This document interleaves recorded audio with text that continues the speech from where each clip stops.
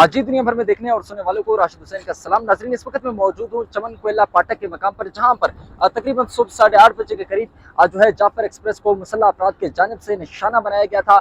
यहाँ पर ब्लास्ट हुआ था और जाफर एक्सप्रेस की जो 2 बोगियाँ थी वो अपनी पटरी से उतर गई थी। अब तक के जो ज़राए के मुताबिक हैं और जो अस्पताल इंतजामिया की जानिब से ये बताया गया है कि इस धमाके में 25 से ज़ायद जो शहरी थे वो शहीद हुए हैं, जबकि 50 से ज़ायद जो शहरी थे वो जख्मी हुए हैं। इसके साथ साथ आपको ये बताता चलूँ कि सुबह तकरीबन 8:30 बजे के करीब जो है इस ट्रेन को इसी मकाम पर ब्लास्ट से उड़ाया गया था, जिसके बाद यहाँ पर जो है सिक्योरिटी फोर्सेस की जो रेस्क्यू अमल है वो फौरी तौर पर यहाँ पर शुरू हुई। जो अब तक की अदाद शुमार हैं उसके मुताबिक जो हुकूमत की तरफ से ये बताया गया है कि इस धमाके के बायस तकरीबन जो 25 से 30 शहरी थे वो जख्मी हुए शहीद हुए हैं, जबकि आप जो जख्मियों की तादाद है वो तकरीबन 50 से ज़ायद की बताई जा रही है। इस वक्त भी आप मेरे अकब में देख सकते हैं यहाँ पर जो है ऑपरेशन रेस्क्यू का अमल जारी है। जो यहाँ पर ट्रेन की 2 बोगियां जो थी वो शदीद तरह से मुतासिर हुई हैं। इसके साथ साथ यहाँ पर जो गाड़ियां खड़ी थी अब वो भी बिल्कुल जलकर राख हो चुकी हैं और साथ की जो बिल्डिंगें थी उनको भी शदीद नुकसान पहुंचा है। अब तक के जो हुकूमती दावे हैं और जो हुकूमत की जानिब से ये बताया गया है कि इस धमाके के बायस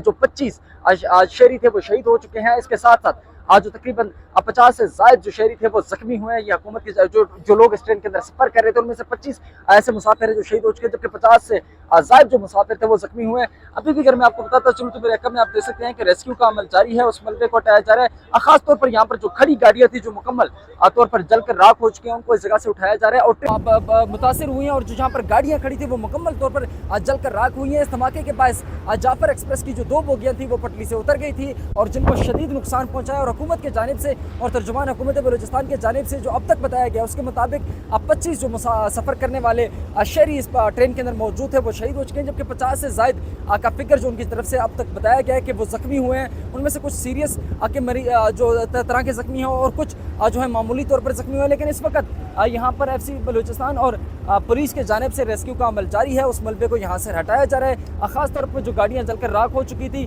वो भी आप देख सकते हैं और जो ट्रेन की जो 2 बोगियाँ शदीद तरह से मुतासर होकर पटरी से उतर गई थी उनके भी रेस्क्यू का अमल जारी है।